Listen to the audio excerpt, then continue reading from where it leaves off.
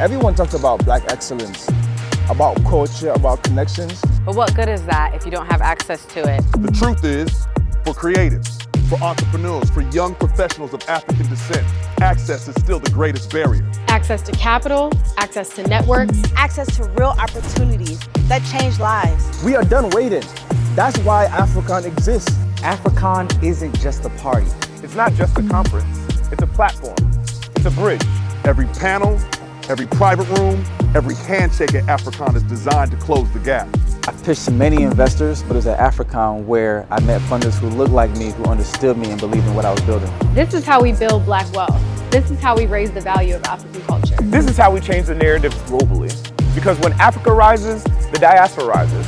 When the diaspora rises, Africa thrives. Africon. The future is ours. If we build it together.